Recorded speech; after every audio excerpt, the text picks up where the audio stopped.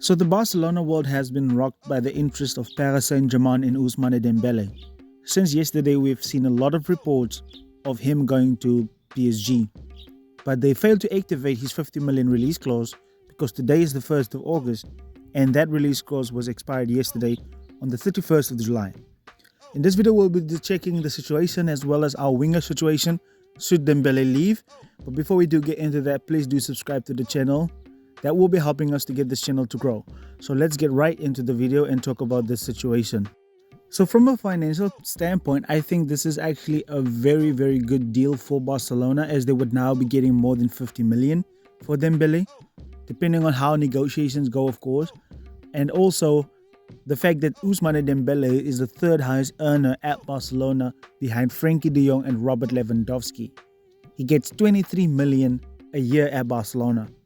So to get that off the wage bill would actually be a lot of positive for Barca.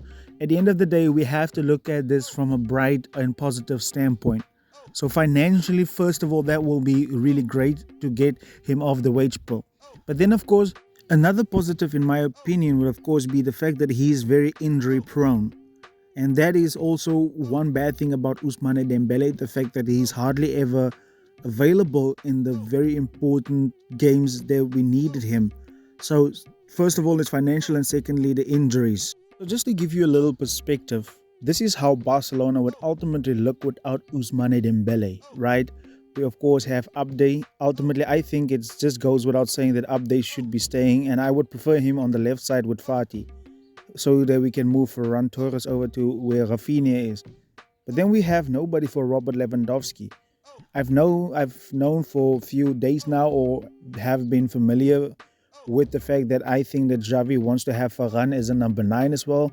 But none of these two can really play on the other side. So there needs to be a new signing on this Lewandowski position, because Barcelona is part of full competition now. And I don't think that he should be alone up front, Either we're going to have to change the formation or sign somebody. So the situation now really looks like dire for FC Barcelona should Dembele leave, because ultimately he's the one that brings the speed. I don't know if Rafinha is going to be better this season, but I think ultimately we need to replace Dembele. And there's a whole lot of options that we can do, but look at this attack, 5 guys. And I don't really think that this is the option or the solution for Barcelona. So what can we actually do to improve the situation that we have now with OUSMANE Dembele? Let me know down in the comment section, what do you think also Barcelona could do? But here is what I think and what I want Barcelona to do should Dembele go. The first thing in my mind, of course, would be to sign Bernardo Silva. I cannot really emphasize how important he would be for this Barca team. He's a born winner. Of course, he's a case like Gundogan, where he's a serial winner. He's a hard worker. His work rate is stupendous.